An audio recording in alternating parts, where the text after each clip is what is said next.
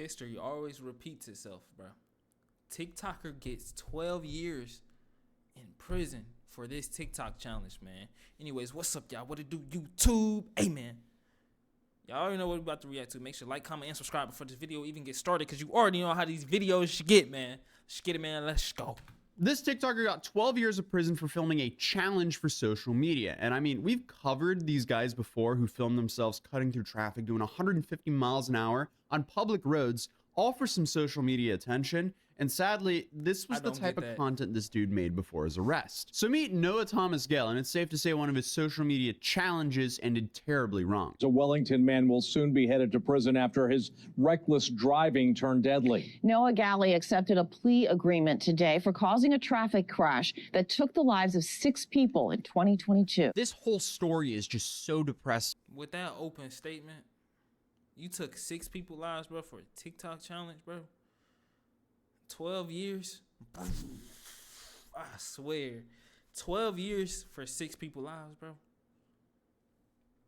And avoidable. It's not like the first time we've covered a case like this, so I guess you already know the type. While it's definitely not even close to as bad, insane. Jack Doherty is probably the most recent to appear on this channel doing something at a similar level of stupidity, where he not only put his own life at risk, but everyone else on the road, because he decided that he was going to live stream, look at chat, and drive all at the same time. Thankfully, Jack wasn't driving 150 miles an hour though, because that's a clear difference between the two. But Jack realized what he was doing was stupid, because right before it happened, he even predicted it. Literally, guys, you can't see shit. I'm most likely going to crash this car. No, I'm kidding. Hopefully not. No!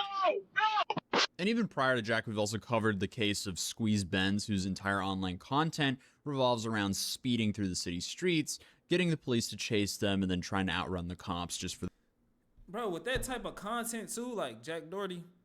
Now for Jack Doherty, I don't understand that stuff at all. But the thing is, it's people that straight watching for that. I'm talking about hundreds and thousands of people. And I don't know if it's just like, oh, look at this con, like he making a dickhead move or what. But people was actually tuning into this content, and it's something simple as a reaction like, bro, I'm not threatening people's lives. I'm not doing none of this. I ain't playing with guns. Bruh, I'm just over here, a chill guy, man, reacting and spreading a positive message. You know what I'm saying? Like, yo, what? But y'all tune into this nigga every day. Like, what? But you know what I'm saying? I feel like, for sure, keep grinding, and they gonna notice you. You know, for sure. But, like, of course you gonna notice some dickhead stuff like that, and they gonna tune in every day to watch this trash.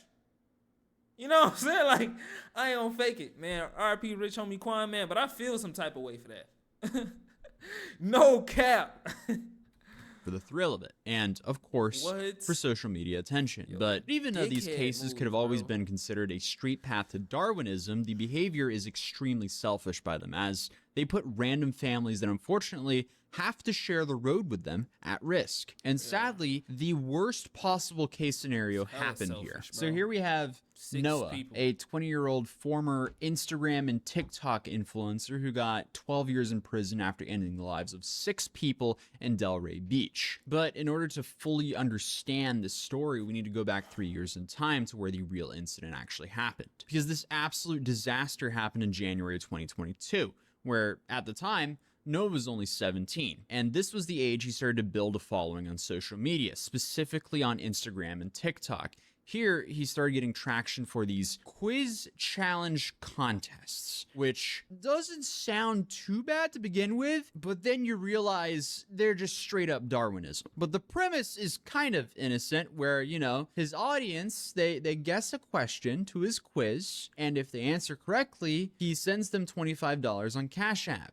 Now, if that was a normal quiz, there wouldn't really be too much to worry about. Just another teenager having fun on social media and interacting with his audience. Until these quizzes were based on him flying down the road at an unknown speed. We don't have the footage to show the extent of menace this dude would be most of the time, but according to WESH2, one of the deputies who later worked on this case assured that one video posted to social media shows Gale driving 181 miles an hour on Interstate 95 past the Gateway Boulevard overpass. So you may be asking, What does this have to do with a quiz challenge? Well, as he was driving 150 plus miles an hour down the road, he would film himself and then have his audience guess how fast was he going. That's right. So you have a teenager barreling down a public highway at 150 miles an hour plus, 17, one hand on the fam. wheel, one hand on his phone, looking around, trying to get that good angle, and then asking his audience, hey, how fast do you think I'm going? Dickhead.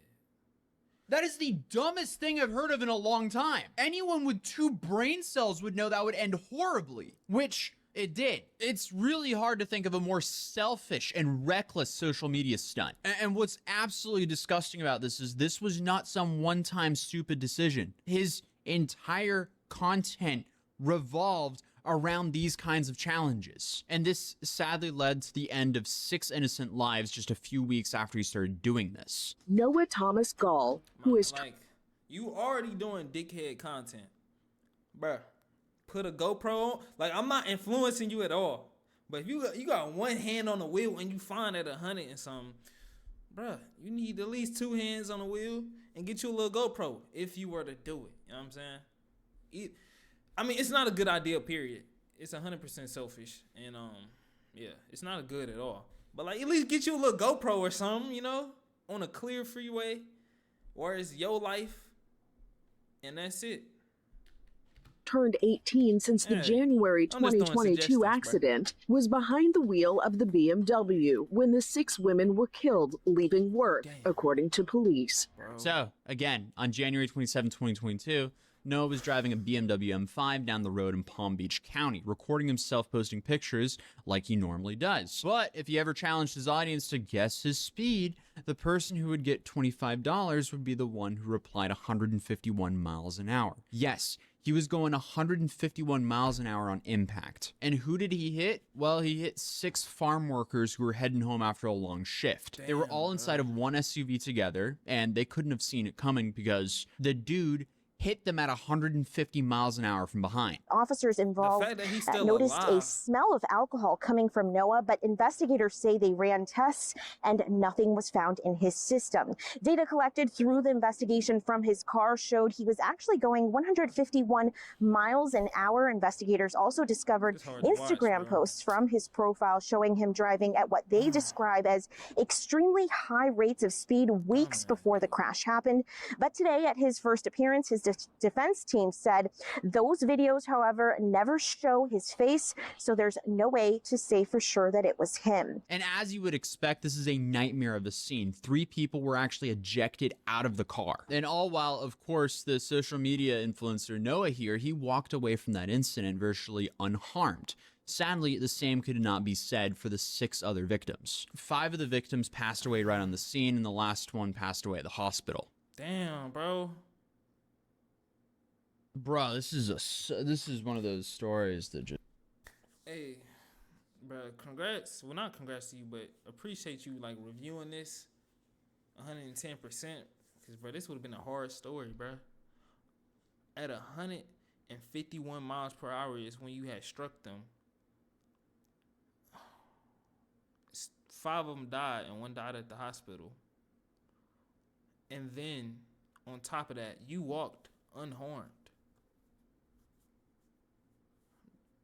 Like, his mugshot didn't even seem bad. Like, yo,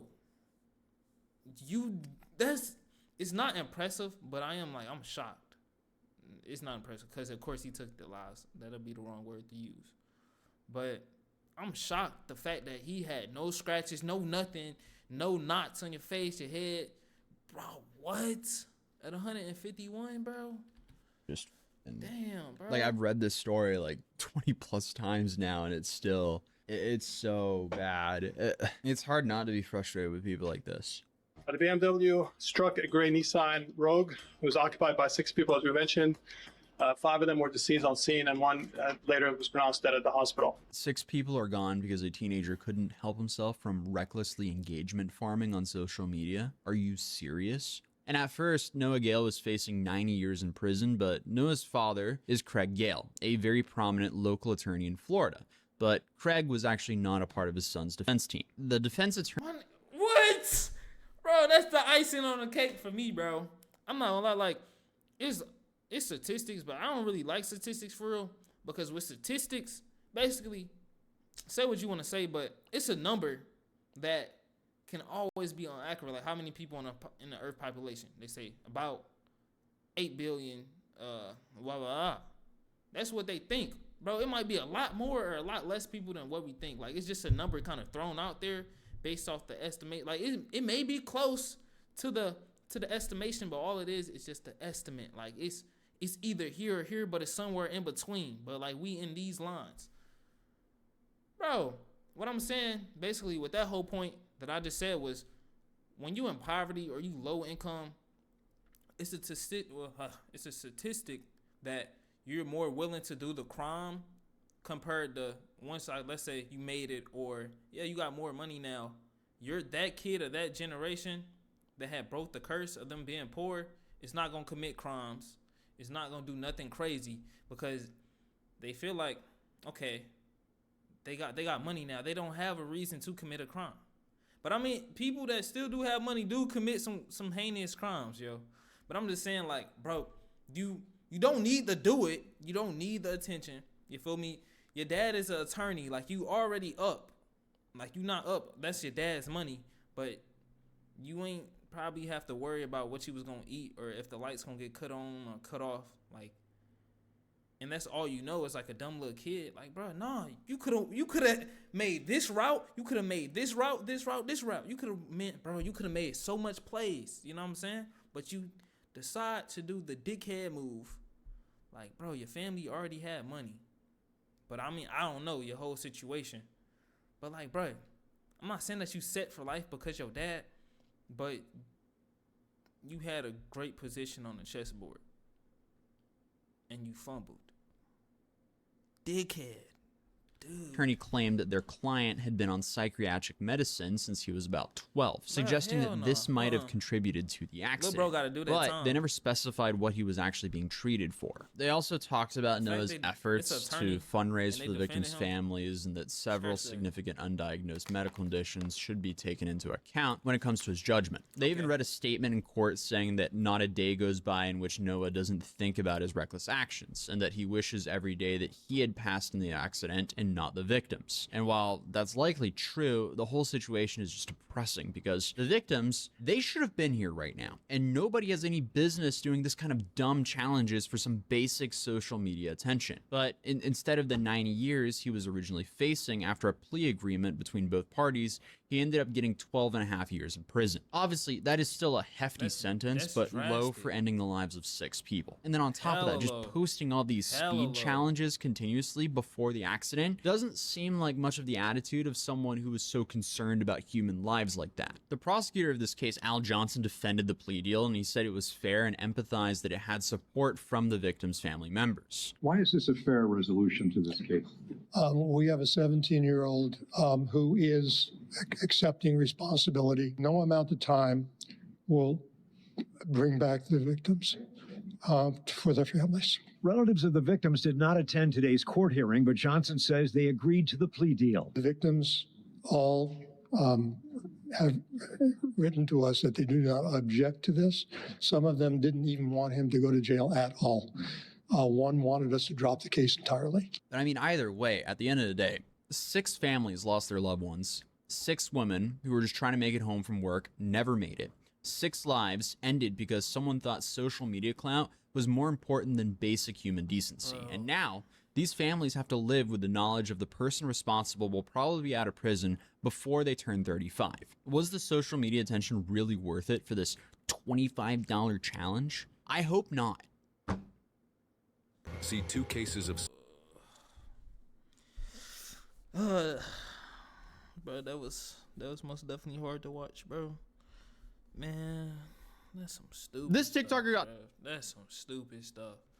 Like, what do y'all think could fix this whole situation? Is it like the generation? Like, it's just for attention or parenting or like, I don't know, bro. You had it set. He might just have been off. And I know as an attorney, you're supposed to defend your client. in some type of way, shape, or form. Of course, for them to get less time. Okay, shout out the attorneys for him. Like, yo, you got his time from 90, taking 6 lives, maybe somebody mother, to 12 years. To me, honestly, you deserve more time for taking 6 people's lives, bro. Like, just, and then, like, it wasn't an accident. Even if it was an accident, okay.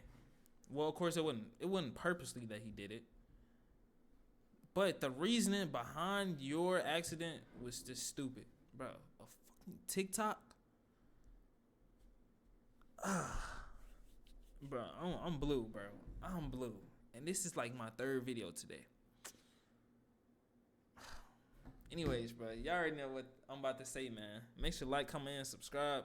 Check out another one of the AP episodes, man. And for all of my subs, you already know what I'm about to say, man. Road to success. Let's get it, man. Let's go.